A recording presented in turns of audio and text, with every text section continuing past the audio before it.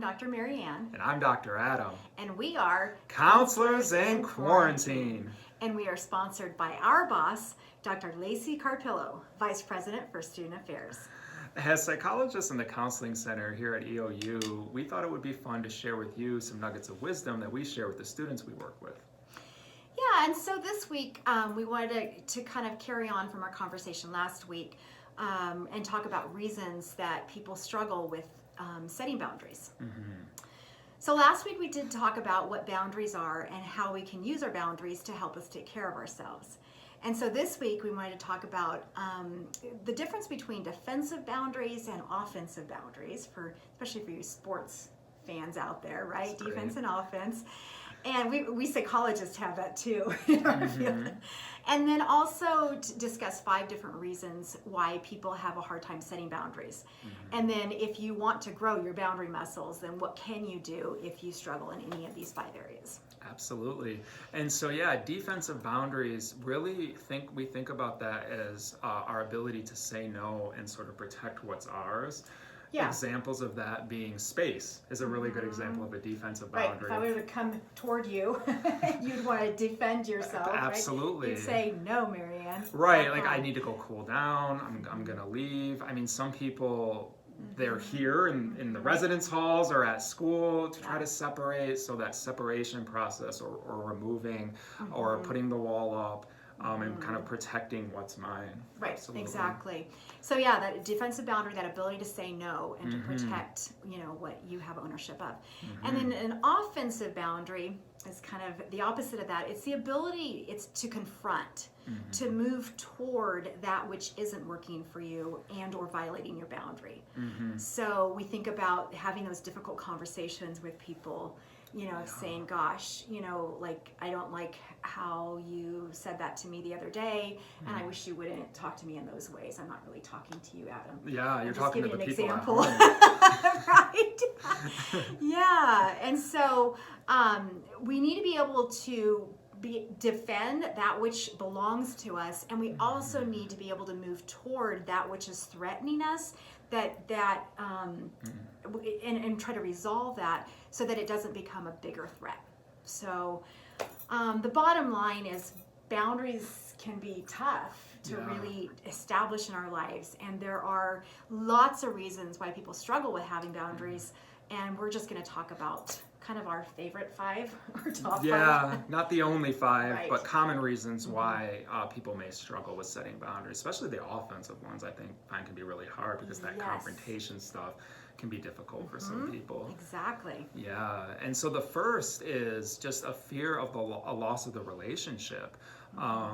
That can be really hard sometimes, that fear that if I tell you how I feel or how I think, or I ask you, could you please stay within 6 feet of me, that I'm going to feel that rejection in some way. And so the fix for that is really to find at least 3 safe people who know everything about you, who are for you, who will be honest with you, and that you can go to them if you get rejected in the relationship or you feel that abandonment. Yeah, because the reality is some people do grow up in families and situations where relational rejection and abandonment and the threat of loss of relationship is a reality. Yeah, relational abuse. Yeah, so it's like if you set a boundary with me, then I'm gonna leave you, kind of a thing. So yes. I mean, that's a real thing. And so the idea is, yes, you find some safe people that you could run to and say, okay, I've just been hurt, I've just been abandoned, I've just been rejected. Will you love me and accept me and connect with me in this place? And when we get that, then we can start learning to tolerate, whenever somebody threatens to, push us away if we set a boundary with them. Yeah, and I will often question too, if I'm just being who you want me to be, how much of the relationship is genuine and authentic anyway? Yeah. Like if I show up as my true self and I'm uncomfortable with something and I share that with you and you reject me, it's like I question then what was our relationship really about if I can't have my boundaries. Right. And so for people, again, if you're concerned about that, that's another way to look at it. It's like then I just know more of the reality of what this relationship really is. So exactly. Yeah. All right, so another reason people have a hard time setting boundaries sometimes is just the fear of somebody else's anger or wrath towards you. I mean, this kind of goes along with the fear of loss of relationship in some ways, but there are some people who definitely use their anger to try to get you to not have a boundary. you know, and so they try to overpower you, they try to intimidate you with their anger. And, you know, if you're a kid growing up and you've got an angry parent, you know, then it's going to be really, really hard to have a boundary, because that angry parent is not going to love you and accept you in having your boundaries and help you have them. And so, yeah, so that can be really, really tough. And the kind of fix for that is to just keep practicing those offensive boundary skills, like that confrontation, being able to move toward, you know, a safe person and say, okay, you know, when you did this, I felt a lot of hurt, and I would really like you to not do that again. And I really hope you don't get angry with me because I'm just telling you that. And if the person, again, is a safe person, they're for you, and they're about your growth and development, yeah, then they can just say, hey, yeah, I'm so sorry, I didn't realize that bothered you like that, and I won't, you know, I'll try not to do that again. Yeah. And number 3, and this is somewhat similar to stuff we had talked about last week, this idea of what's within our sphere of control and then what's within another person's sphere of control. Sometimes we struggle with setting boundaries because we're focused on controlling another person's boundaries, or trying to, or attempting to. And so that idea, it often comes up, you'll hear people say, well, I don't want to tell you the truth about how I feel because I'm going to make you angry, or I'm going to upset you or hurt you or make you mad. And so this idea we have in our heads that we can actually control another person's response, and so we focus more on them than we do on taking care of ourselves.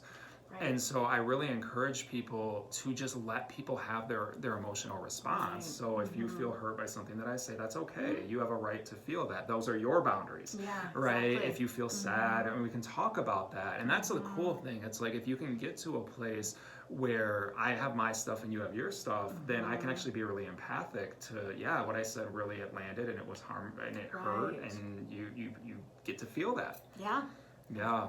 Exactly. And so number 4, another reason people have a hard time setting boundaries is they tend to feel guilty. And a lot of times people are raised in kind of guilt-producing environments. You know, it's like they're not encouraged to be who they are, think what they think, have their feelings.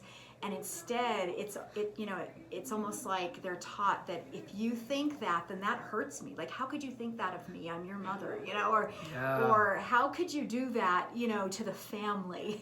You know, when an adolescent's just trying to, like, you know, be an adolescent and separate or individuate. Exactly. Yeah. And so then, I mean, it just, again, different family systems can produce this feeling of guilt. Like, every time I, you know, try to assert myself, or I want to say, you know, what's true for me, I feel guilty, and I feel like I'm hurting somebody, or I feel like I'm going to make somebody angry. It can kind of follow those lines as well. And then, if I feel guilty, I must be bad in some sort of way, because that's usually the thought that follows that feeling. I've done something wrong. Right.